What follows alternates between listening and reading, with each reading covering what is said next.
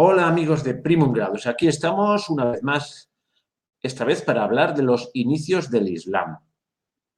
Y no estaré solo. Bueno, de hecho, casi todo lo va a hacer el invitado de hoy, que es Abraham Camacho, que nos va a hablar, pues eso, de los orígenes del Islam. Ahora mismo os lo presento, aquí lo tenéis. Hola, ¿qué tal, Abraham? ¿Qué tal, Ricardo? ¿Cómo estamos? Muy bien. Bueno, yo tengo aquí un pequeño guioncillo, que lo tengo aquí en el móvil, me lo has enviado Ujú. tú y no me voy a salir de él para no liarnos y sobre todo porque tú eres el que lo ha preparado y vas a llevar el peso. Entonces, la historia siempre tiene un marco, tiene dos coordenadas, el espacio y el tiempo. Vamos a empezar por el espacio, vamos a situar geográficamente la península arábiga, ¿no? Ahí por donde, Sí, es por ahí por donde querías empezar. Pues sí. nada, todo tuyo. Pues nada, eso es lo que tú has comentado, que bueno, empezaremos por describir la Arabia del Sur, que contrario a lo que podríamos pensar, es un territorio muy fértil. Tienen Yemen, los actuales Yemen y Omán, reciben residuos del monzón del Índico. Y no los llamaría selvas, pero sí tienen bosques muy grandes en ciertas áreas como el Hadramut, que es una área montañosa en Yemen.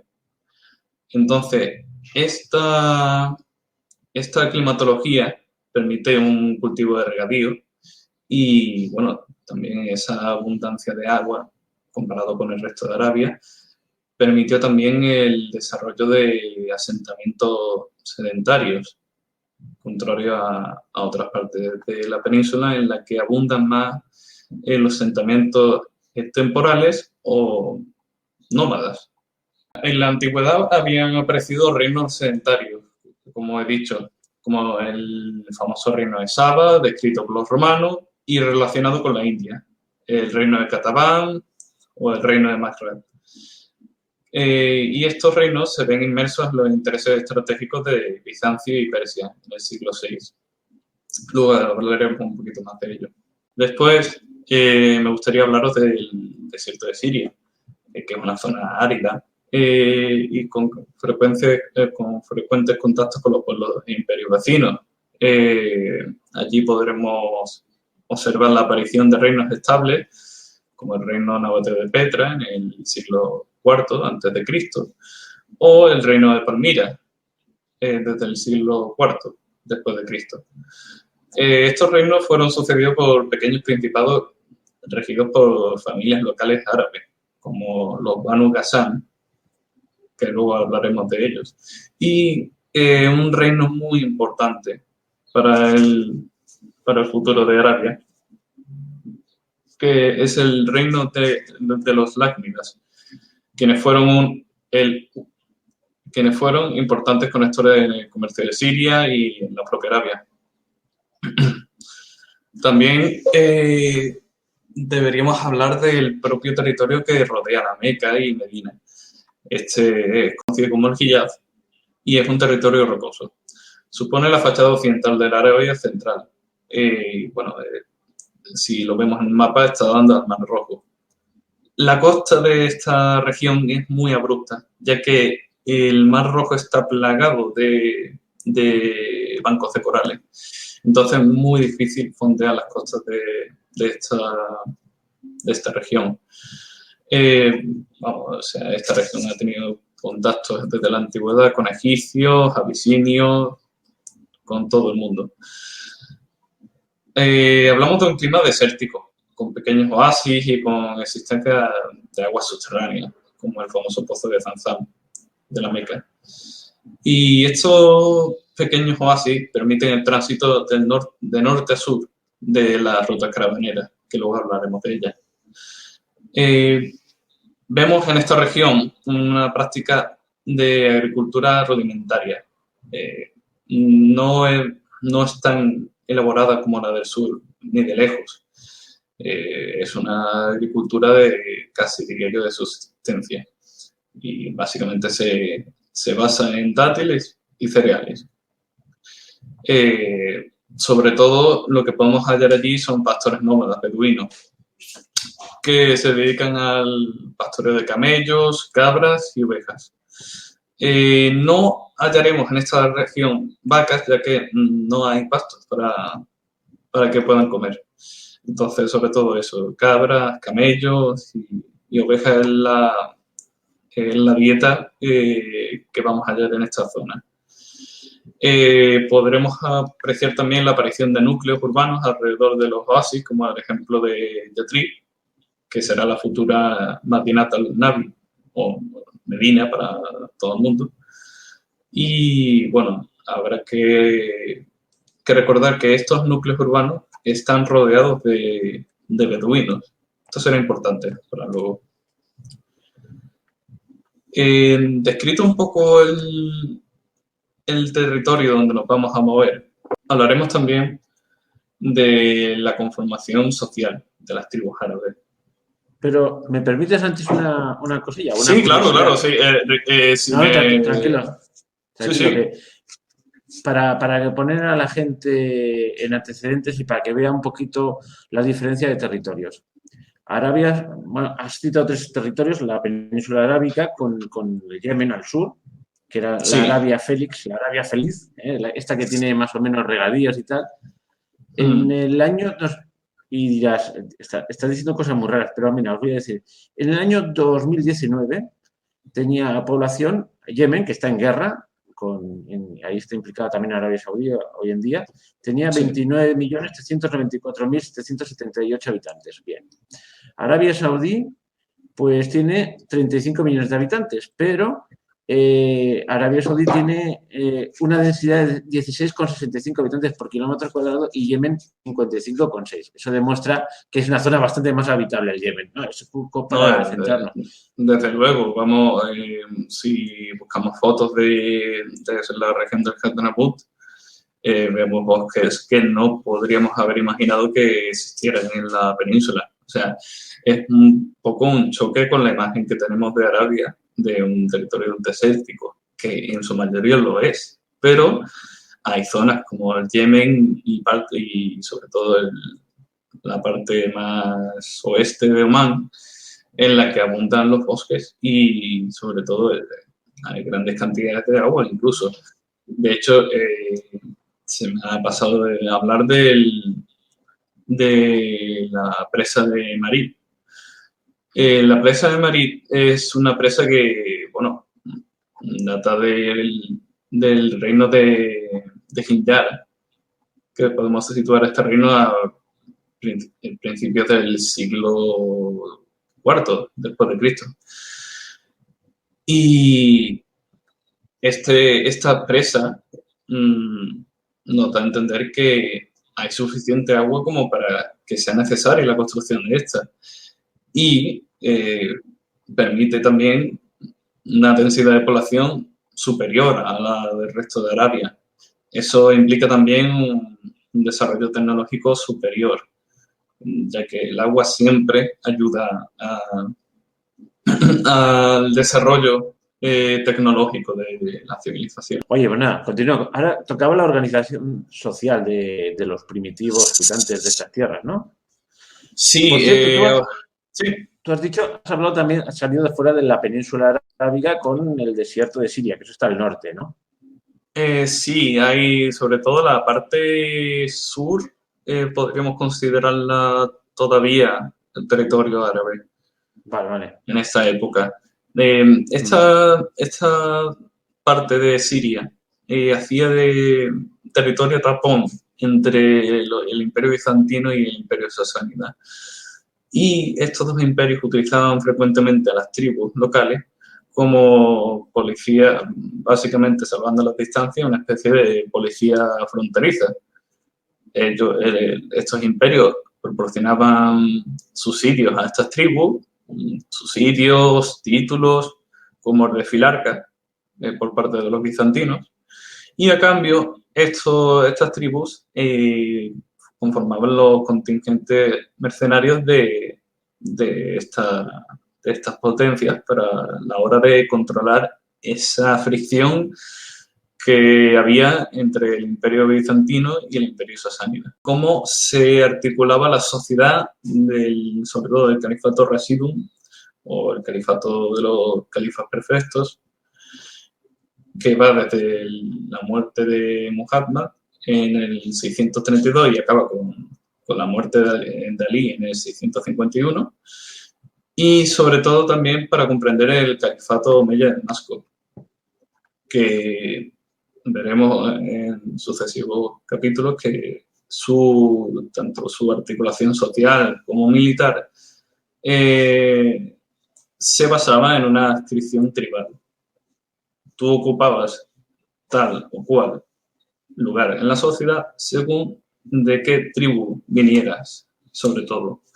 Y también tendremos que hablar posteriormente sobre el tema del sistema de la Wallah, que ya hablaremos de este sistema, que es básicamente un sistema muy parecido, salvando mucha distancia, pero es parecido al del vasallaje europeo. Pero ya hablaremos de eso más adelante. Ahora... sí, exactamente. Ahora, pues bueno, hablaremos sobre la kabila o la tribu y empezaremos por el interior de Arabia. En el interior de Arabia vamos a ver que estas tribus, sobre todo, se dedican al pastoreo de lo que ya hemos comentado. Son beduinos del desierto. Existían algunos núcleos sedentarios, pero muy pocos y reducidos a donde hubiera un oasis, sobre todo. Oasis y pozos donde pudieran perforar y pudiera haber agua. Si no, esos territorios eran muy difíciles de poblar. De hecho, era un desafío atravesar el desierto del Hiyaz. Era muy peligroso y bueno,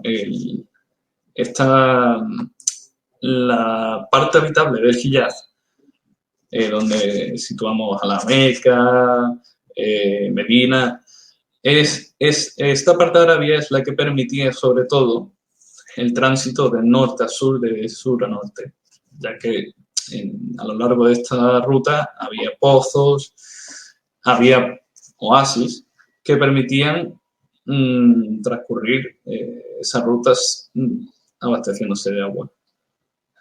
Entonces, vemos eso. Luego, hablar de que todos los árabes también, me gustaría hablar de, según la tradición, se consideran hijos de Adán. ¿Vale? Tienen una conciencia de tribu, de pueblo, pero claro, ellos aparte están divididos en sus tribus y cada tribu actúa pues, con independencia total. No hay una unión verdadera, aunque sí una conciencia de que somos un mismo pueblo. Y esta conciencia de pueblo vería incrementada sobre todo con una lengua común, el árabe. También debemos destacar a los radwi. Salvando mucho a distancia es lo que conocemos como trovadores en Europa. Y estos, bueno, viajaban por toda Arabia recitando poemas cortos y alabando a las tribus. Estos rawi eran contratados para, bueno, hacer alabanzas. Las tribus eran muy importantes. Estos rituales de alabanza por parte de los rawi, que eran con sus poemas, eran muy importantes en el orden social arábigo. Luego hablaremos de las tribus. Estas tribus eran compuestas sobre todo entre unos 1.000 y 3.000 individuos. Podría haber, bueno, variaciones, pero más o menos esa era la composición que podríamos ver en esa época. Estas tribus realizaban alianzas utilizando un antepasado epónimo. Entonces, cada tribu decía ser antepasado de tal o cual persona. Este antepasado epónimo, o el nombre del antepasado epónimo, era introducido por el prefijo Banu.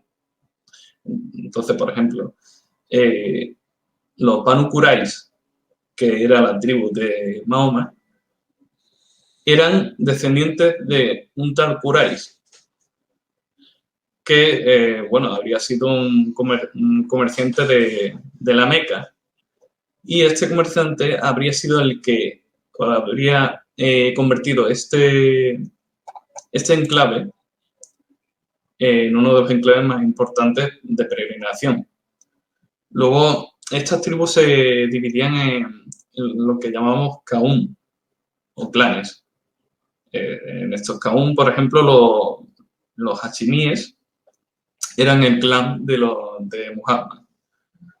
Luego estaban otros clanes de la misma tribu de los Banu Quraysh, como por ejemplo los Umayyad, que nos suenan un poco más. Estas tribus estaban compuestas por familias extensas y estaban lideradas por un tal Sayyid, siendo esta una figura que derivará posteriormente la figura de lo que conocemos hoy en día como el jeque.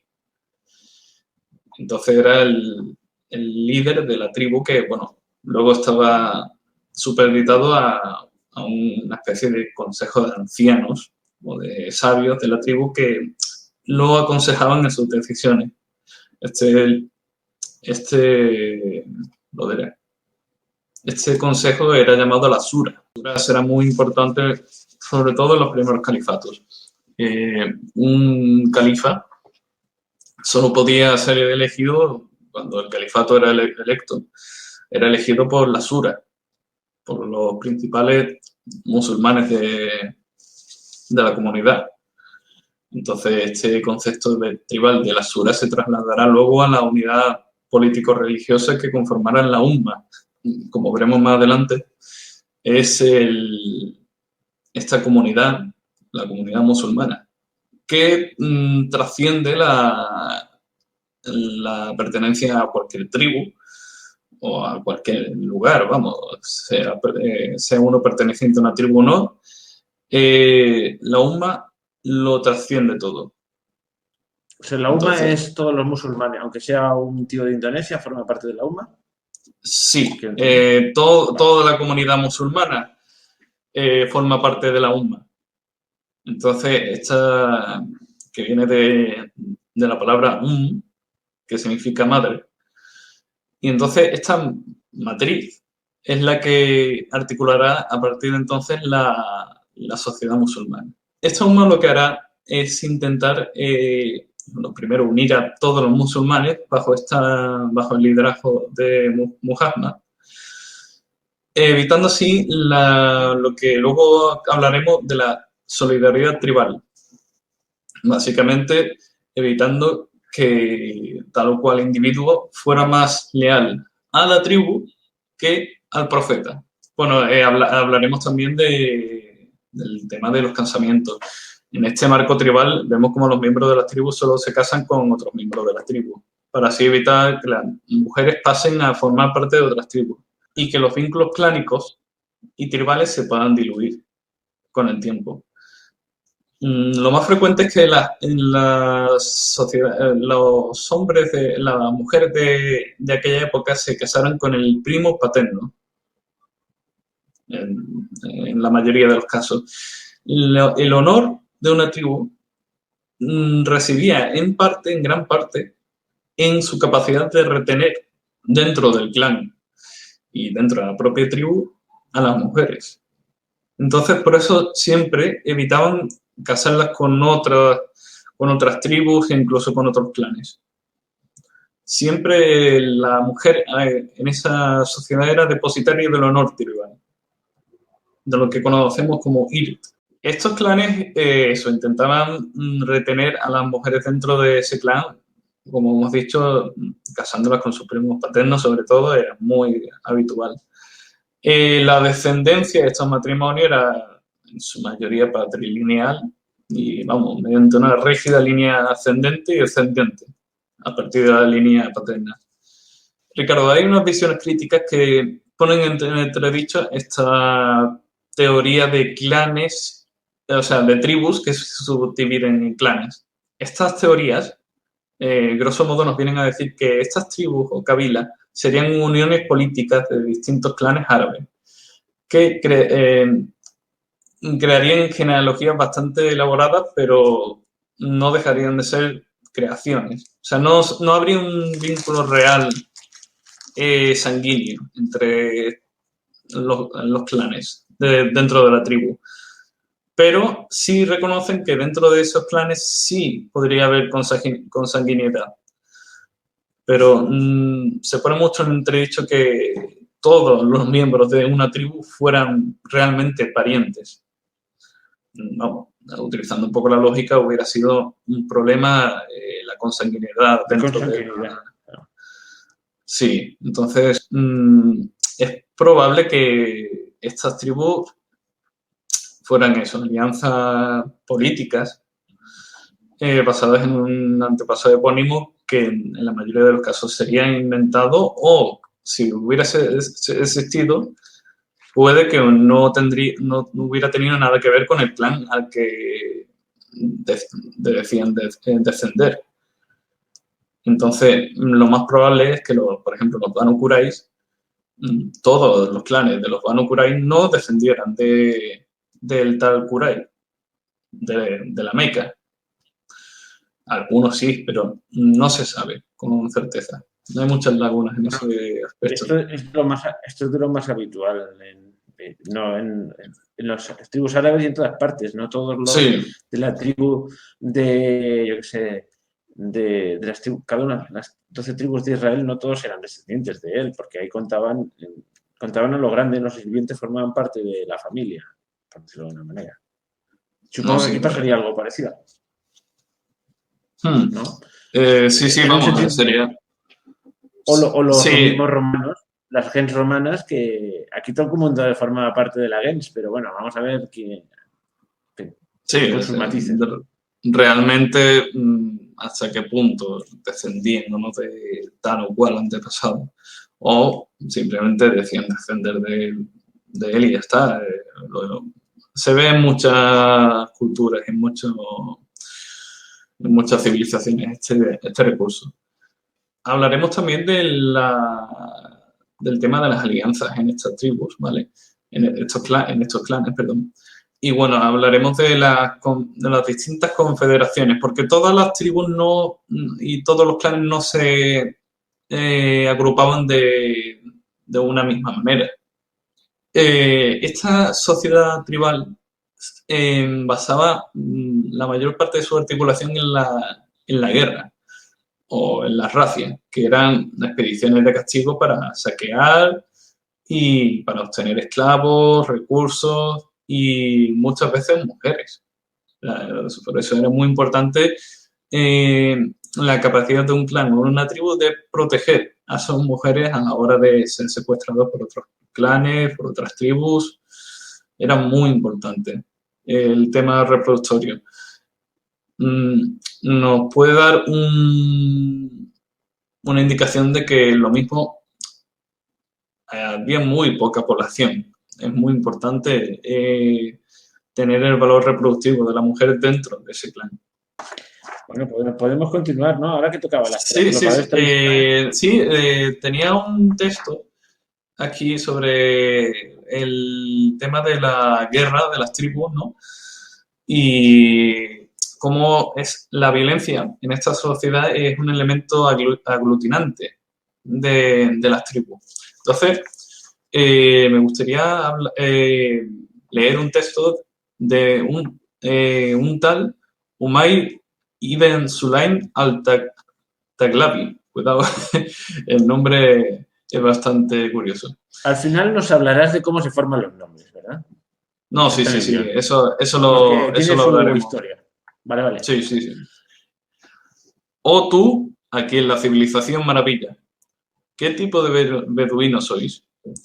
Nosotros montamos caballos hermosos y empuñamos largas lanzas. Si avanzamos hacia cualquier región, recogemos el botín y si no encontramos enemigo, la emprendemos con nuestros hermanos de Bak. Bak, en árabe, significa camello. Entonces, camello. Entonces, en muchas ocasiones las tribus se mataban literalmente entre ellas cuando no tenían un elemento común al que hacer frente. Pero vamos, esto es muy típico de la naturaleza humana, no hay nada que una más que un enemigo común. Exacto. Entonces, era muy común que estas tribus estuvieran buscando siempre a alguien a quien combatir. Porque es que si no lo hacían, acababan matándose entre los propios clanes dentro de la tribu. De esto se Entonces, aprovechó, en cierto modo, Mahoma, ¿no? Vamos a buscar el sí, enemigo fuera y así claro, vamos todos juntitos. el enemigo, el enemigo más bien, la tarea común, el destino manifiesto de ese SAP, de ese pueblo, o más bien de esa umma, que es, digámoslo así, evangelizar, salvando las distancias religiosas, traer la palabra de Alá al mundo entero. Pero sí, vamos, o sea, es lo que tú dices. Evidentemente, el contexto tribal lo impregna todo, incluso a Muhammad. Entonces, estas racias eran eso, o sea, pequeñas expediciones, contingentes muy pequeños, y para eso, para nutrirse de esclavos, saquear caravanas. Y me gustaría hablar de la imagen que tenemos, o que podamos tener algunos del guerrero árabe. El guerrero árabe de esa época, estamos hablando del siglo V, sexto, séptimo, ¿vale? No es un guerrero árabe con una... ¿Cómo es la espada esta larga? Cimitarras. Con una cimitarra, ni nada por el estilo. El guerrero árabe de esta zona sería muy parecido o sea, su panoplia sería muy parecida a la que podríamos encontrar dentro del Imperio Bizantino o del Imperio Persa. Evidentemente con sus rasgos característicos, cada una, ¿no? Pero podemos encontrarnos a estos guerreros que normalmente solían llevar sí, ese vestido largo típico árabe, con una cota de malla, solían llevar cota de malla, algunos guerreros, y una espada recta. Una espada recta como la podemos encontrar en los contingentes bizantinos o los sasánidas. En esa época no estaba muy extendido para nada el sable, que lo traerán las tribus turcas, sobre todo con su irrupción en el mundo islámico a partir del siglo IX después de Cristo. Entonces vemos contingentes árabes con cotas de malla, espadas rectas y, en todo caso, cascos de hierro y acompañado por un turbante. Pero vamos, poco más. No llevaban ni sables y chocaría ver, no es la típica imagen que tenemos predefinida del guerrero árabe. No sé si quieres añadir algo en este sentido. No, ya has hecho bien en decirlo porque todos tenemos la idea de que, pues eso, de un tipo con la espada curva, con el alfanje y tal, No, o la para cimitarra. nada. Alfanje, cimitarra, pues ahora ya estoy dudando, ¿eh? Bueno, lo puedo mirar. El Pero bueno, alfanje, aquí el tenemos... alfanje es un arma más pequeña, un poco más ancha de hoja. Pero esa arma vendrá más adelante. Por ahora no la vamos a ver en ningún campo de batalla. Ni siquiera ni siquiera en el Imperio Bizantino vamos a ver casi nada parecido en esa época. Ni en el Imperio Bizantino ni en el Imperio Sasánida, que es así más orientalizado. Llevaban todos espadas rectas, lo que se llamaba espada cruciforme, ¿no? Y no había esa costumbre de realizar una curvatura en la hoja. Eso es una tradición, sobre todo eso, turca. Turco de las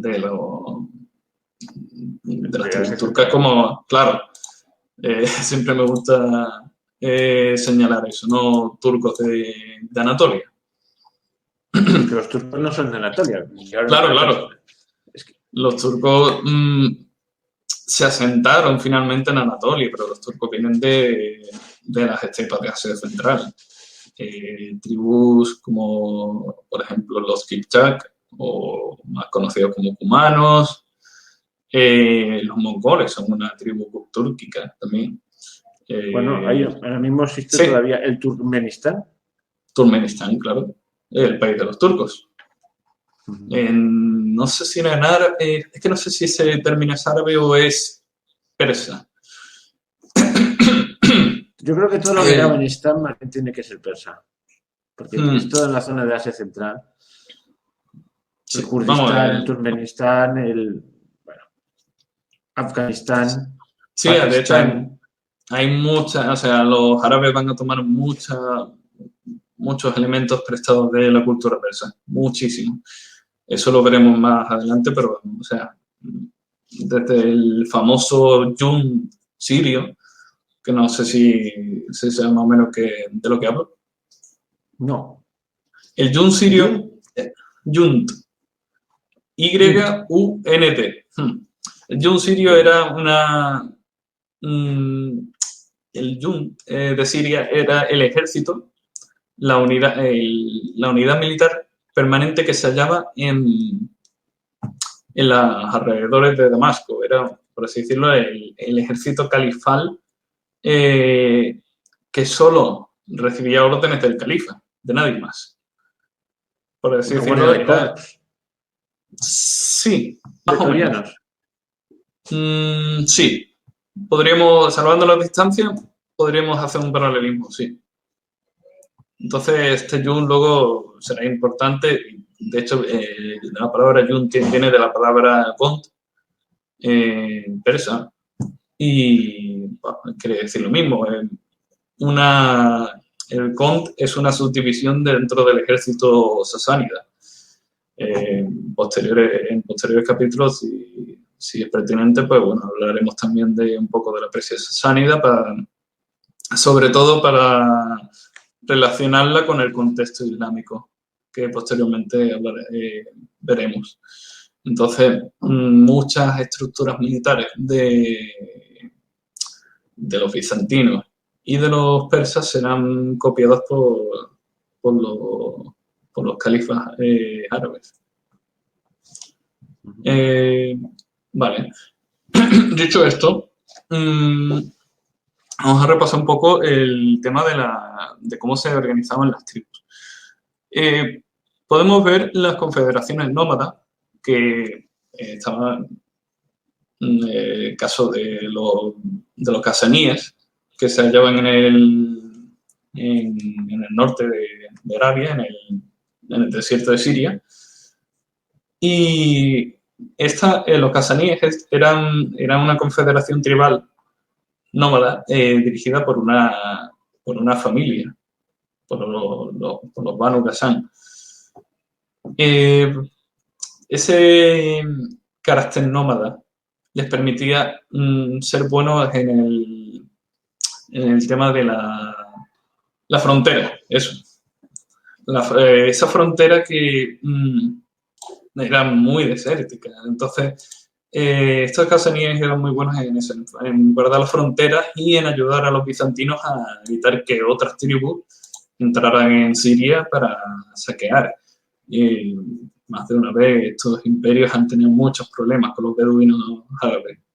No era la primera vez ya que se enfrentaban a ellos y cogieron a los Banu Ghazan y por parte de los persas, los Banu Lak de la ciudad de Algira, para que hicieran de estados tapón, tanto para evitar las fricciones entre estos dos imperios, como para evitar incursiones sobre todo de los beduinos, ya que podemos imaginarnos que la península arábiga estaba aislada, pero ellos perfectamente sabían en qué mundo vivían, sabían lo que había alrededor de ellos y sabían lo que se movía. Entonces luego hablaremos de las confederaciones sedentarizadas que estaban ya dirigidas por una dinastía regia. Vamos, por lo que en árabe se conoce por el nombre de Malik, que es rey. Entonces, este es el caso de los Banu Lang de Algira, que será el reino que hará de tapón entre el imperio persa y el imperio y el imperio bizantino y, bueno, las propias tribus árabes.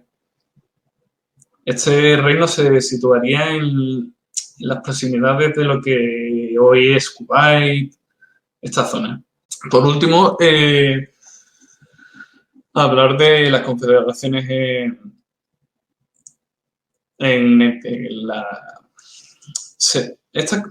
bueno, hablar de confederaciones que se componían de alianzas tribales, pero muy, muy dispersas. Estas tribus, más bien estos clanes, actuaban conjuntamente en algunos casos bajo la dirección de una aristocracia tribal, de los Sayyid.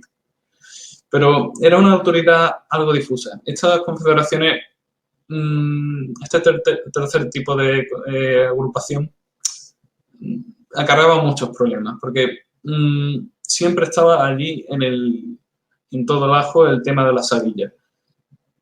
Uno debía fidelidad, al fin y al cabo, a su tribu y a su clan, que es muy importante. Y entonces era muy difícil articular grandes grupos tribales sin que estos grupos acabaran dispersándose o matándose entre ellos. Por el tema de que la sociedad árabe de esa época era muy violenta. Tenía, vamos, sus códigos, como todas, y era muy común practicar la ley del talión, el ojo por ojo. También llamado el precio de la sangre. Este precio de la sangre era muy sencillo de comprender. Si tú, por ejemplo, matabas a un pariente mío, entonces tú debías de dejar que yo matara a un pariente tuyo o pagar el precio por esa muerte. Entonces, imagínate tener que articular grandes contingentes tribales en el que ahí cada uno había matado, había ofendido, había hecho tal o cual a otro e intentar que no se mataran entre ellos y dejaran sus diferencias para una acción común y puntual. Había que tener mucha autoridad para poder articular ese grupo tribal. Entonces, eso va a ser una baza a favor de los imperios bizantino y sasánida. No van a tener que combatir a grandes contingentes, porque no van a poder articularse. El tema de la murugua, básicamente lo podemos traducir como hombría. Es el valor de un guerrero. Implica una buena educación, una grandeza espiritual, valor, generosidad, sobre todo eso. Los beduinos, por ejemplo, eran muy valorados por su generosidad, a la par de criticados por sus incursiones, pero eran muy valorados por ayudar al que fuera, dado el peligro que se podía hallar uno en mitad del desierto. Si, por ejemplo, sí, básicamente la hospitalidad que se le brindaba a la gente que lo necesitaba en situaciones de peligro. Vale, el tema de las religiones. Bueno, hablaremos eso de las religiones preislámicas y un poco de qué es lo que creían los árabes antes del Islam. Porque claro, los árabes creían en algo antes de que apareciera Muhammad. Entonces, aquí lo hemos dividido en las religiones abrahámicas, como es el judaísmo y el cristianismo, y luego hablaremos de las religiones semíticas, que era, vamos, básicamente un culto politeísta, muy emparentado con las religiones del Próximo Oriente, ya que, vamos, los árabes no dejaban de ser otro pueblo semita. Sí, pero tiene la curiosidad, la particularidad, Sí, perdona, te he cortado, tiene la sí, sí, dime. particularidad que estaba emparentada con los dioses semitas, Baal y todas estas cosas, ¿verdad? Sí, Pero, pero justo cuando todo el Próximo Oriente ya había abandonado esos dioses, porque ellos se habían seguían. cristianizado, ellos seguían, o sea que en cierto modo eran Ellos, como la vieja guardia sí, del tema este. ellos eran los que seguían con esos cultos que, bueno, se habían dejado de lado para adoptar el cristianismo, el judaísmo. Entonces, sabemos con certeza que muchas tribus sobre todo del sur de la península arábiga, lo que actualmente es Yemen y el oeste de Omán, y bueno, sobre todo, y luego en las ciudades como Yatrib, la futura Medina, había mucha población que procesaba el judaísmo, muchísimas, tribus y clanes enteros, básicamente, que habían adoptado el judaísmo como su religión. Aquí hablaremos de rey Abu-Karib. Bueno, aquí tengo el nombre: Abu-Karib Asad ibn Hassan Maliki Karib Yuhamin. Vamos, un nombre para recordar. Fue el rey de Hiyar entre el 378 y 430 y bueno, fue el que convirtió, el gran conversor, según la tradición, de los árabes del sur, de los yemeníes, o también llamados calvíes, al judaísmo. Este rey, según la tradición, habría acudido a la ciudad de Yatrib, la futura Medina, para sofocar una rebelión que se hallaba allí. Esa rebelión mmm, se hallaba dentro del marco de los intentos del Imperio Bizantino para desestabilizar esa zona y poderla controlar mejor. El Imperio Bizantino tenía muchos agentes infiltrados en las tribus para, sobre todo, controlar que los árabes no supusieran a la larga un peligro para los intereses bizantinos. Hay que tener en cuenta que la ruta que atravesaba el Hiyaz era una ruta muy importante para los bizantinos. Era la ruta que proporcionaba diamantes de la India, seda de Persia y de China, ¿qué más? Mirra y incienso del sur de Arabia. Era una ruta muy importante a nivel comercial. Y esa ruta va a provocar que muchas potencias, Abisinia, el Imperio Sasánida, los propios bizantinos, estén pugnando para controlarla a través de controlar a las propias tribus o directamente con sus propios ejércitos, como pasará con la princesa sasánida, que llegará un momento que estará controlando gran parte del actual Omán. Entonces, según la tradición, los clanes de Yatrib defendieron la ciudad del ataque de Abu Karib, y se dice que en un momento dado el rey Abu Karib cayó enfermo. Unos personajes llamados Ka'b y Asad, que eran eruditos judíos, se dirigieron al campamento y rogaron al rey que parara el asedio. No era muy conveniente en su estado que lo siguiera. Estos eruditos lograron causar en el rey un gran interés por el judaísmo. Y tanto fue así que consiguieron que el propio rey y su ejército se convirtieran al judaísmo. estos eruditos, Ka'b y Asad, acompañaron al rey en su regreso a Yemen y le fue encomendado la tarea de convertir al reino de Himyar a la fe hebraica. Entonces, esta es en sí el relato que se tiene para explicar la existencia, sobre todo en el sur de Arabia, de poblaciones judías.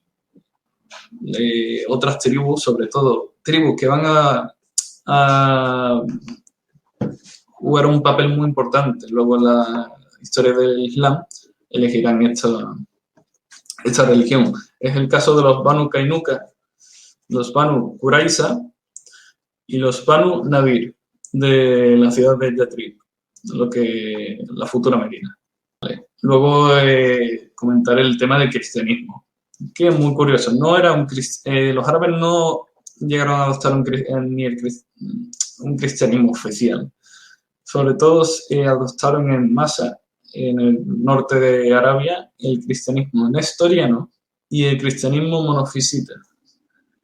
Los Banu Ghazan, lo que hemos comentado antes, sobre todo se hicieron monofisitas. Y los Banu Lang de Algira se hicieron nestorianos. Eso podemos entenderlo si entendemos que cercana a la época de la aparición de Muhammad, el Imperio Bizantino expulsó a la población nestoriana de lo que hoy es el Oriente Medio, pues, la zona de Siria, Palestina. La expulsó y estos cristianos fueron acogidos por los persas. Entonces, era muy común que, sobre todo en la Persia sasánida, el cristianismo practicado allí fuera el cristianismo nestoriano. El cristianismo nestoriano, si no me equivoco mal, es el que habla de que Jesús tendría una naturaleza divina y otra humana, diferenciadas totalmente. Por lo tanto, hablando de que María no sería la madre de Dios, sería la madre del hombre, que sería Jesucristo. No sé si Sí, habías hablado de es así, es así. De hecho, Nestorio decía que no se podía hablar de María como madre de Dios, porque eran dos naturalezas separadas, y lo que dice la ortodoxia, en el sentido amplio, lo que piensan ortodoxos y católicos, es que las dos naturalezas están unidas en la persona de Cristo. Por lo tanto, si efectivamente la Virgen María es madre de Jesús, pues es madre de todo. Por una gracia especial, evidentemente, no puede ser, ella no es una diosa. Bueno, vale. Todo esto a los musulmanes le rompe un poquito la cabeza, quiero decir. Porque sí, ellos, en el Corán admiten la figura de María y la tienen en alta estima, pero claro, lo que sea madre de Dios, bueno, todas estas cosas. Y luego los monofisitas eran más radicales, si cabe, ¿no? Sí, ellos solo creían que Jesús era su naturaleza divina y su naturaleza humana, digámoslo así, quedaría diluida dentro de la divina como una gota de vino en un barril de agua. Más o menos, sí. Sí. Entonces, los Banu Ghazan, eso, adoptaron sobre todo el monofisismo.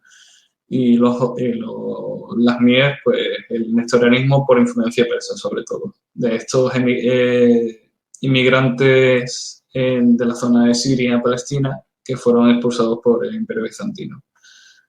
Luego ahora hablaremos del tema del politeísmo semita en Arabia.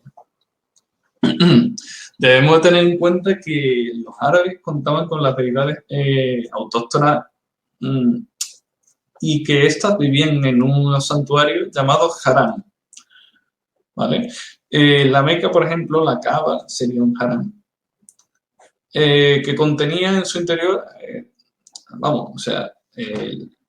la que conocemos como la Kaaba, este bloque negro adornado con pequeñas caligrafías doradas. no sería una estructura maciza. En su interior, en la época preislámica, había muchísimas esculturas de distintos dioses preislámicos, de la cultura semita de Arabia. Y, según la tradición, gracias al tal Kuray, esta en la Meca habría sido punto de peregrinaje en toda Arabia. Punto de peregrinaje y, por lo tanto, punto comercial, punto de encuentro. Esto es así por el tema de la inviolabilidad de los haram. Nadie podía portar armas en un haram, en los alrededores del santuario. Las disputas tribales tenían que ser dejadas atrás para acceder al haram y, por lo tanto, estos santuarios prometían o hacían cumplir una especie de lugar seguro. Este lugar seguro, ¿sí? Lo famoso de acogerse al sagrado, que había en las iglesias antes, que iba un tío corriendo, me acojo al sagrado. Sí, ¿no? Buscar refugio del mundo profano en lo sagrado. Para así, bueno, las propias caravanas comerciantes utilizaban estos haram para protegerse de los saqueos beduinos. Hasta los propios beduinos no se atrevían a saquear un haram. Nadie lo hacía. No, vamos, era un sacrilegio hacerlo. Entonces, había una línea que coincidía con o sea, se podía trazar una línea entre los principales puntos religiosos de Arabia y las principales rutas comerciales, ya que solían coincidir. Los haram también solían estar en oasis. Entonces, los árabes creían que sus dioses se hallaban también en los árboles. Pues no tendrían muchos dioses, entonces. No, tenían. Los árboles. No. tenían. Porque luego también en piedras, en estrellas, sobre el culto a las estrellas árabe es muy famoso. Veneraban mucho las estrellas y, vamos, intentaban grabar las constelaciones en los bloques de piedra y formaba eso parte de su culto. Podemos hablar de una tríada principal, porque, bueno, si habláramos de todo el panteón árabe... No, acabamos. Déjalo. No, acabamos. Y déjalo ya. Si no... no, que si no me enrollo. Allat, la diosa femenina identificada con el sol, y tenía su principal harán en la ciudad de Taif. Esta deidad ya fue mencionada en Heródoto y se sabe que contaba con un templo en Palmira. Lo mencionaba, los peregrinos llegaban al harán para dar las gracias a Allat por haber tenido un buen viaje en el desierto, sin ningún contratiempo. Y celebraban esa gracia de salvación de los peligros afeitándose la cabeza. Rito que luego exportaron los musulmanes para el Hajj, la peregrinación a la Meca. Luego hablamos de Usa. Esta deidad está identificada con la estrella de Venus y era la diosa tutelar tanto de los nabateos como de los Banu Quraysh. Recordemos la tribu del profeta. Esta diosa tenía su capilla en la Kaaba de la Meca y también se creía que habitaba en los árboles sagrados. En estos árboles pues se solían sacrificar camellos, sobre todo. Por último, hablar de Manat, la última de la triada. Era la diosa del destino y era adorada sobre todo por los lacníes. Aparte de procesar el cristianismo nestoriano, no olvidaban esa tradición politeísta. Esta diosa era representada por una piedra negra, que nos puede sonar de la Kaaba, la famosa piedra negra a la que se le da 7 vueltas. para tocarla. Y bueno, tenía sus principales haram en la Kaaba y en una ciudad llamada Kudain. Luego podemos hablar de Jubal, la divinidad más importante de la Meca. Bueno, antes de la llegada de Muhammad. Y bueno, por último hablaremos del propio Alá, padre de la triada. Sí, sí. Era un dios supremo ya en aquella época. Sí, aquí podemos ver claramente un paralelismo con el dios judío y con las religiones abrahámicas, en el propio nombre, que está emparentado con el El o Elohim judío. Entonces, era padre de esta triada, de las tres diosas, y bueno, simplemente significaba Dios, Allah, bueno, el Dios. Hay que hacer una precisión. Sí. En muchas religiones politeístas siempre hay una especie de Dios superior y a veces dices, esto no es una especie de monoteísmo Hay una palabra para eso en concreto, pero no... Enoteísmo. Es decir, enoteísmo. Un Dios principal. Sí. Y los demás están subordinados. O sea, muchas veces el politeísmo puro no es tan claro, ¿eh? Bueno, pues pero mira, perdona, es un el enoteísmo se ve, por ejemplo, en el zoroastrismo. Ahura Mazda es la divinidad principal, pero luego tiene pequeñas divinidades, tanto malignas como benignas, los Daevas, los Spentamainyu, Angramainyu. Eso podríamos hablarlo en otra ocasión. El caso es que no vayamos por ahí porque no nos desviamos. Este Alá tenía varios tributos que luego serán básicamente calcados para el Alá islámico. Tenía el tributo de Rahman, el clemente, o Rahim, el misericordioso. Estas dos palabras se ven en la basmala. La basmala es la oración principal y con la que se empieza la oración islámica.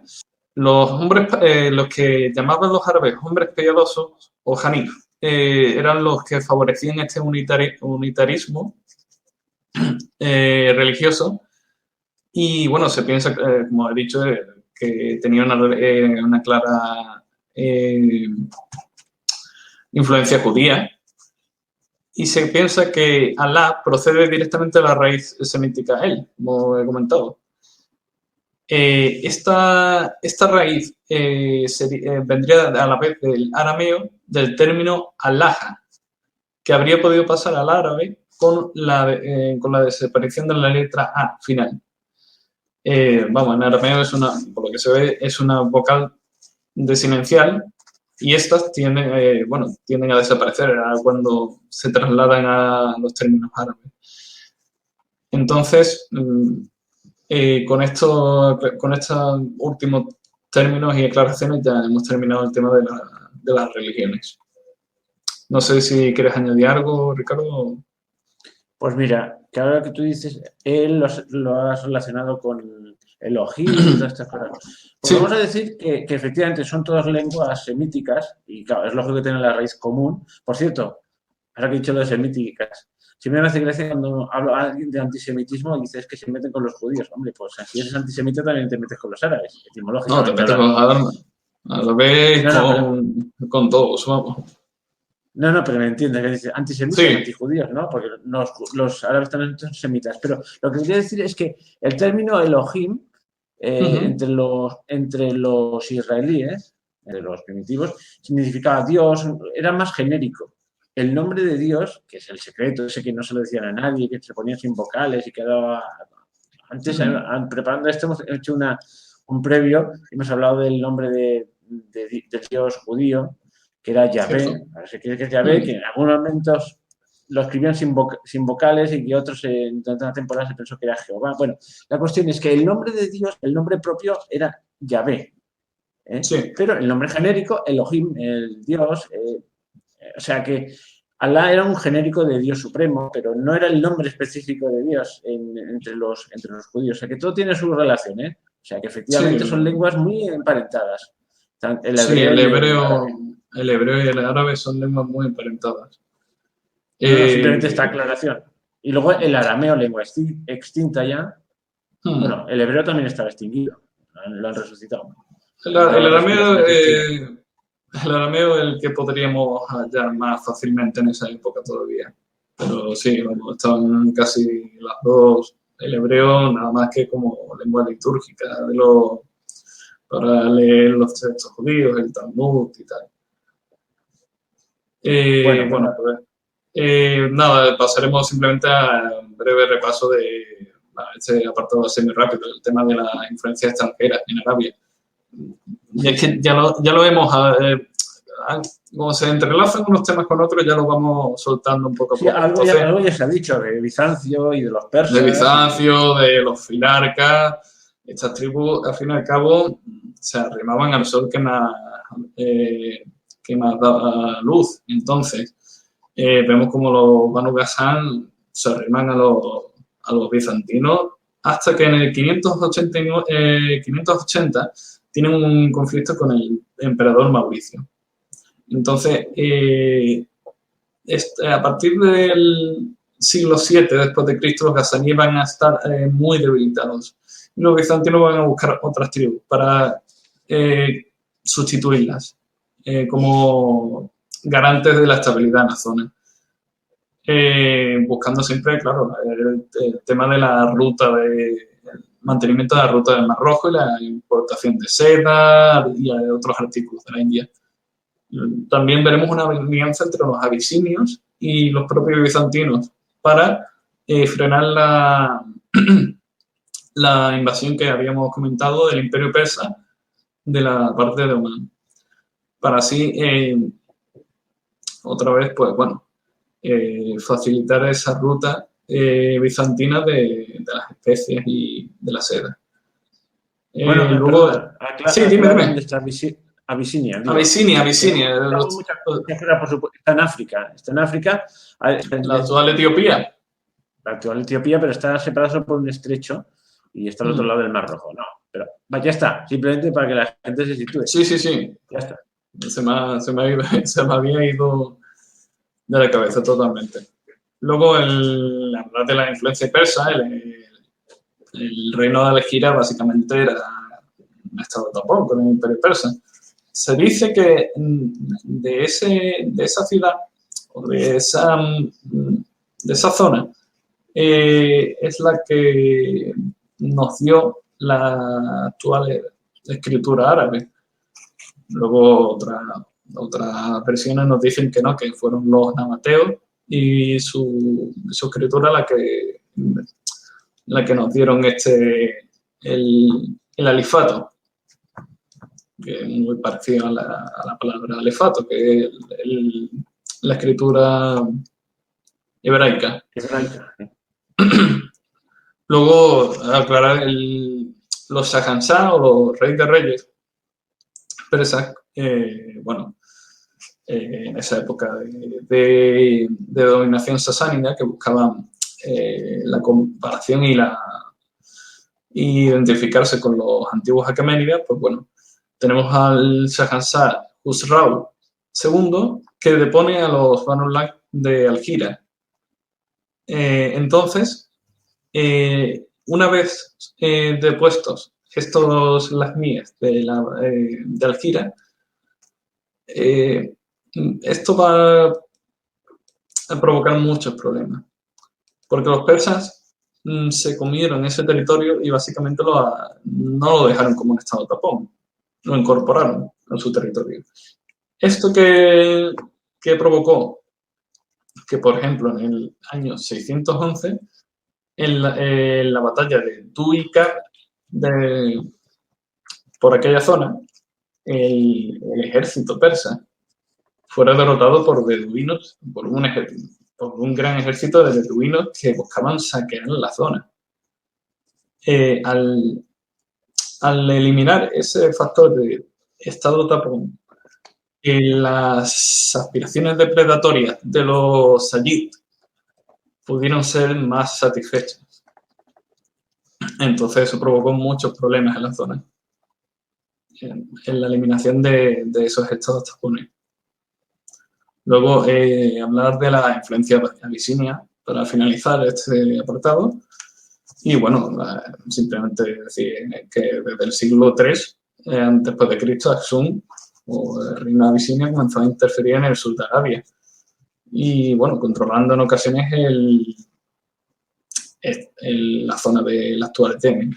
Pero muy por encima, o sea, muy en periodos muy cortos de tiempo. No llegó a haber de verdad una dominación abisinia fuerte. Aquí, en este contexto de dominación abisinia, podemos hallar al gobernador abisinio Abraha, que en el año 570 después de Cristo envió una expedición que es llamada la expedición del elefante hacia la Meca. Esta expedición fue fallida, pero este año, el 570, en la tradición islámica es conocido como el año del elefante. El año del elefante es a la vez el año de nacimiento de Muhammad. Y bueno, a la vez este año marca simbólicamente el fin de la dominación abisinia en el sur de Arabia, ya que Abraha, este gobernador, se escindió del poder central abisinio. Claro, luego fue quitado en medio por las tribus locales y ya no se supo más de los abisinios por esa zona. No sé si quieres comentar algo sobre este tema o pasamos al siguiente. No, sencillamente, para ponerme en contexto, Abisinia es un reino antiquísimo. Y consiguió mantener su independencia hasta el siglo XX, cuando todos los demás estados los demás territorios de África pues estaban en manos de las colonias. Y bueno, tuvo un breve periodo de colonización de Italia antes de la Segunda Guerra Mundial, pero fue muy poco. Y bueno, y mantenía unos poquitos años, y aquello le costó Dios y ayuda a Italia. Eso fue el Vietnam italiano, vamos, o sea. Sí, sí. Y entonces tenían un emperador, era un reino cristiano en África, eran los coptos, o sea que tiene muchas historias. El León de Judá, si no me equivoco, es el título del rey. Y bueno, oye, me he lanzado, pero es que no tiene nada que ver, pero ya que me he lanzado, estos tipos que vienen con las rastas, los Rastafaris, sí. Los Rastafaris, pues tenían una mística que vendrá un rey negro y tal, y apareció el Haile Selassie bueno, lo idealizaron y tal, pero no lo vieron en realidad y dicen, hombre, pues no es tan negrito como pensaba, porque no, son negros, pero bueno, se llevó una pequeña desilusión, era como su especie de mesías. Bueno, por cierto, fue derrocado y hubo un gobierno comunista y bueno, ya está. Pero que eres un reino antiquísimo, copto, cristiano, que lleva ahí desde hace muchos años. Y simplemente decir esto, que es un país con mucha historia. Y bueno, vale. Pues seguimos, pues vamos. No, pero... Aquí pone los... Perdona, dime. Sí, la economía hablaremos por encima del comercio, porque, como he dicho antes... Yo creo que ya está muy hablado y que se dedican al comercio, que el Hiyad era la zona de paso de todas las caravanas, las actividades agropecuarias... Perdona, es que voy un poco a saco, pero digo para no... Sí. Ya se habla un poquito de la agricultura, comercio con el exterior, pues también has hablado de que por ahí pasaba las sedas de la India, ¿no? Sobre todo China, diamantes y especias de la India, incienso y mirra de Omán y el Yemen. Pero sí. Es que la gente dirá que estoy diciendo estoy siguiendo tu esquema, dice la Meca como Harán y nodo comercial, pues ya lo hemos dicho. Pues quizás aquí hablas de la lengua y la escritura, el siguiente apartado. Sí, podemos pasar. Sí, es que están todos entrelazados. Pues oye, vamos a lo de la onomástica y creo que con esto acabamos hoy y aún no ha aparecido Mahoma prácticamente en el horizonte, pero lo dejamos para otro programa, ¿te parece? Sí, vamos, o sea, me parece buen punto de partida haber dejado, por ejemplo, esto claro y teniendo una base ya podremos comprender mejor luego el mundo en el que nace y se relaciona Mahoma. Pues ahora Entonces, sí, vamos con la onomástica, cómo se forman los nombres árabes, que tiene su aquello. Sí, sí. Pues mira, simplemente el nombre árabe se compone del INS, ¿vale? El INS es nuestro nombre de pila, el equivalente a nuestro nombre de pila. Y bueno, podía haber INS de varios orígenes. De origen musulmán, de origen bíblico, de raíz árabe o teóforos. Mira, por ejemplo, un INS bíblico sería Suleimán, que sería Salomón. Un INS árabe, muy árabe, es el propio nombre de Muhammad, que significa alabado, o teóforos, por ejemplo.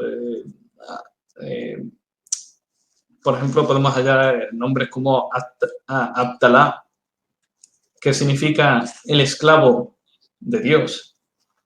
Perdona, has dicho teóforos. Cuidado, explica las palabras, Sí. si no... Sí.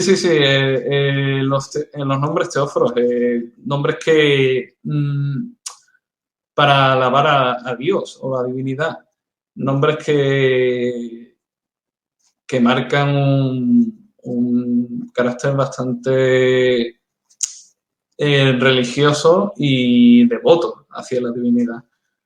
Entonces, bueno, aquí en nuestra lengua tenemos algún... ¿Sería teóforo llamarse Amadeo? Sí. El que ama a Dios, o Teófilo, que es el que ama a Dios, pero en griego, por ejemplo. Sí. Miguel, estos nombres son nombres teóforos. Entonces, nombres teóforos en el mundo islámico, en el mundo arábigo, más bien, pues Abdalá, Abdal-Rahman, este nos tiene que sonar a todos muchísimo, que significa el siervo o el esclavo del clemente. Abdal-Rahim, el esclavo del misericordioso. Todos estos, como recordaremos, son atributos de Alá, de esa divinidad suprema semítica arábiga y que luego será la divinidad unitaria del Islam. Luego, para la segunda parte del nombre árabe, hallamos la cunia. La cunia está compuesta por el prefijo abu, más bien abu, que significa padre de. Entonces, por ejemplo, Abu Abdalá sería padre de Abdalá, padre del esclavo de Dios. De hecho, el nombre de... sí, muchos nombres a lo largo de la historia del Islam empiezan por Abu Karib, por ejemplo, es padre de Karib. Entonces, esto sería una especie de indicador de quién eres padre. Luego está el nasab, que es la tercera parte del nombre. Este puede conocer un poquito más y está compuesto por la partícula ibn, o en las mujeres por la partícula bint. Esto significa simplemente hijo de o hija de. Int para los hombres, hijo de, y bint para las mujeres, hija de. Por ejemplo, Muhammad ibn Abdallah era el nombre y el nasab de Mahoma. Muhammad, hijo de Abdallah. Luego tenemos la nisba, muy importante. Es lo que nos va a decir de dónde viene cada persona y a qué tribu pertenece.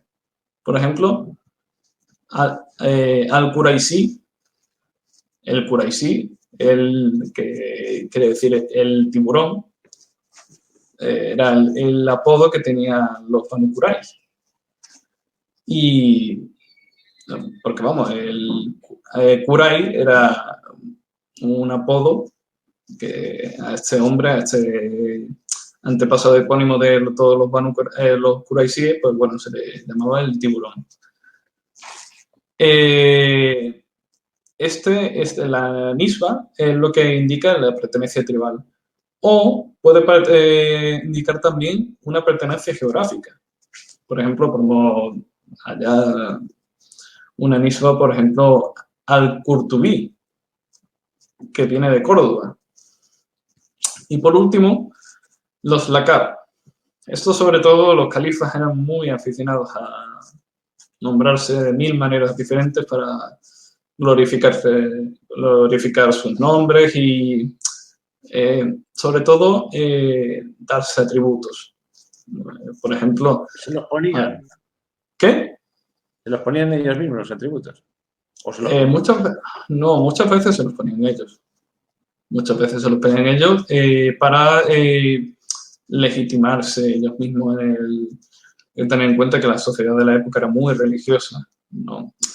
Nos costaría comprender hasta qué punto era tan religiosa. Entonces la religión era muy importante y el hecho de ponerse un laqab piadoso era una táctica muy buena para la legitimación de lo que era simplemente ser califa, que era ser el representante de la divinidad en la tierra. Entonces podemos encontrar laqab como al-Mansur, o en español diríamos al-Manzor, que significa el victorioso, o por ejemplo el laqab del primer califa abasí, al-Safar. Pero este no me acuerdo muy bien de qué significaba. Entonces, pero más o menos nos hacemos a la idea. Hay uno muy famoso, al-Mahdi. Este era ya... el al-Mahdi era una figura islámica muy importante dentro de la tradición. Al-Mahdi es un salvador que vendría en los últimos tiempos de la humanidad para restaurar la paz y restablecer el equilibrio en todo el mundo antes de la lucha final y lo que podríamos llamar el Armagedón islámico. Que una cosa muy curiosa es que una vez muerto al-Mahdi en esa lucha, el encargado de salvar, por así decirlo, de última hora a toda la humanidad sería un tal Isa, que no es otro que nuestro Jesucristo. Caramba. Y bueno, con este detalle, pues terminaríamos el tema de la onomástica. Y acabamos ya el programa de la Arabia, de la Arabia sí. antes de sí, con esto podemos acabar y tenemos una buena base ya para que podamos explicar con mayor comodidad la vida de Muhammad. Si quieres añadir algo más para finalizar o... No, pues nada, que para la semana que viene nos tocará hablar del Islam propiamente dicho. Hemos hablado del sustrato sobre el que crece la planta, pues ahora la semana que viene pues nos tocará pues hablar de esto. Bueno, pues, pues nos despedimos ya, ¿no? Bueno, yo le voy a esto, finalizamos por ahora digo por ahora porque la semana que viene más y empezaremos ya con el tema de Muhammad o Mahoma, como le llamamos nosotros, predicando y luego expandiendo la nueva fe por ahí. Hasta la semana que viene. Hasta luego. Hasta luego.